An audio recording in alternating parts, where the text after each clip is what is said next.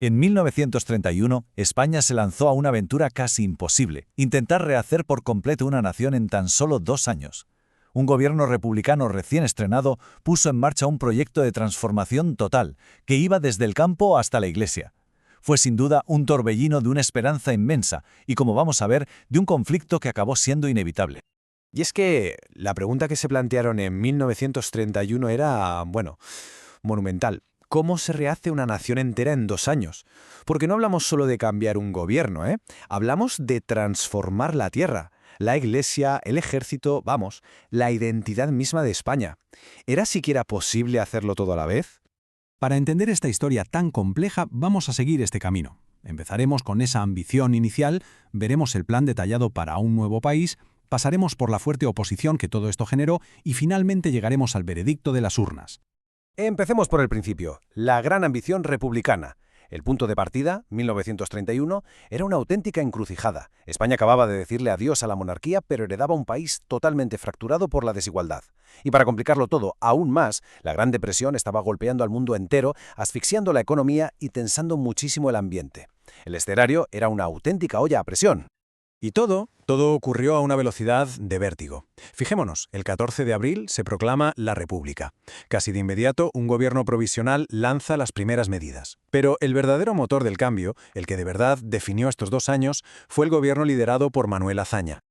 El gobierno republicano no tenía un solo objetivo, no, tenía un plan integral para transformar España en 5 frentes clave.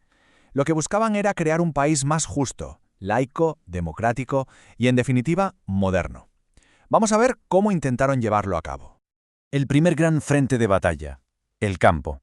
Aquí, durante siglos, había reinado el latifundismo, un sistema en el que unas pocas familias poseían extensiones de tierra gigantescas, a menudo sin cultivar, mientras millones de campesinos sin tierra vivían en la miseria.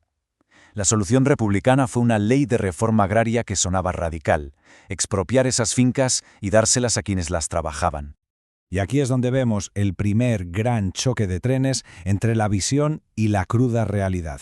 La República soñaba con la justicia social en el campo, pero se encontró con una oposición frontal de los grandes propietarios y con una burocracia lentísima.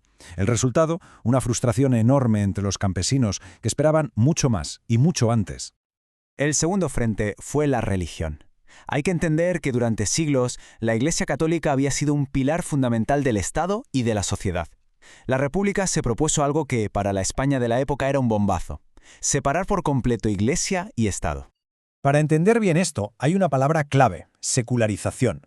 Pero no era solo una idea abstracta. En la práctica significó quitarle a la Iglesia el control sobre el día a día. Se legalizó el divorcio, el matrimonio civil pasó a ser la norma y, algo crucial, se apostó por una educación pública y laica.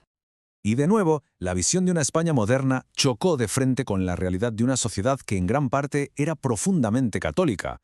La reforma religiosa no solo generó oposición política, dividió a familias y pueblos enteros, creando un frente cultural que se volvería irreconciliable. El tercer pilar que había que reformar, el ejército. La República heredó un cuerpo de oficiales enorme, muy politizado y, sobre todo, acostumbrado a tener la última palabra en el país. El objetivo de Azaña era doble: transformarlo en una fuerza moderna y, muy importante, leal a la democracia. Y esto nos muestra una de las grandes ironías de este periodo. Al intentar asegurar la lealtad del ejército, la reforma provocó un descontento gigantesco en sus filas. Muchos oficiales se sintieron humillados, apartados, y esto sembró la semilla de futuras conspiraciones contra la República. El cuarto gran reto era la famosa cuestión regional.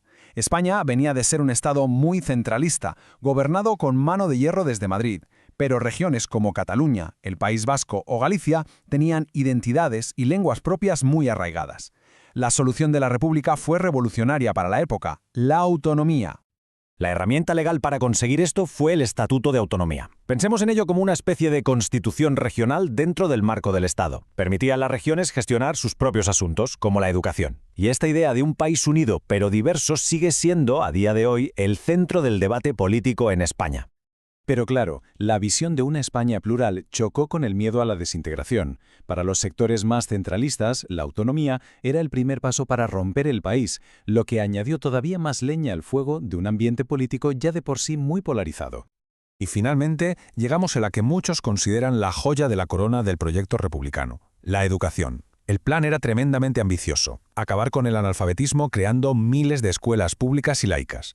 Y no solo eso, iniciativas como las misiones pedagógicas llevaron libros, cine y teatro a los rincones más aislados de España.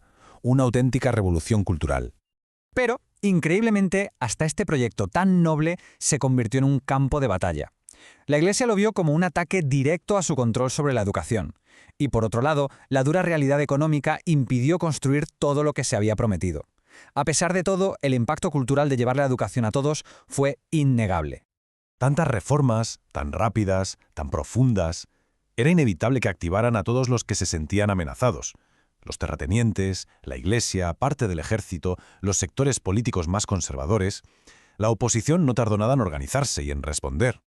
La primera advertencia seria llegó en agosto de 1932. El general Sanjurjo, uno de los militares más respetados, intentó dar un golpe de Estado.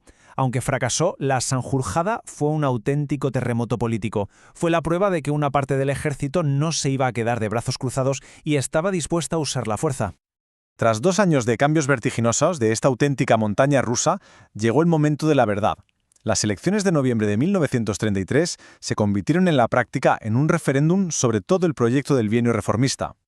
Entonces, ¿cuál fue el balance final? Pues si le echamos un ojo a la tabla, vemos que los resultados fueron, como poco, mixtos. En algunos campos, como la educación, hubo avances claros, pero en otros, como la reforma agraria, los resultados fueron muy escasos. Y sobre todo, el principal resultado, aunque no fuera el buscado, fue una polarización social extrema. El veredicto de las urnas fue contundente.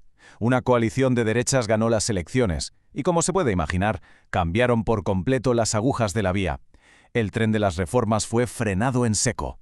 El nuevo gobierno se dedicó a paralizar o directamente a revertir muchas de las leyes aprobadas, echando más leña al fuego del conflicto político. Este periodo es absolutamente fundamental para entender lo que vendría después. Muchos historiadores señalan que, aunque las intenciones fueran buenas, la velocidad y la forma en que se hicieron estas reformas crearon unas fracturas tan profundas en la sociedad española que, en cierto modo, prepararon el terreno para el trágico estallido de la Guerra Civil en 1936. Y todo esto nos deja con la gran pregunta, la que todavía resuena hoy. ¿Fue este audaz intento de modernización un paso valiente y necesario a pesar de todos sus errores? ¿O fue un proyecto tan radical que al intentar cambiarlo todo a la vez acabó por romper el país? Es el dilema que sigue marcando el debate sobre este fascinante y a la vez trágico periodo de nuestra historia.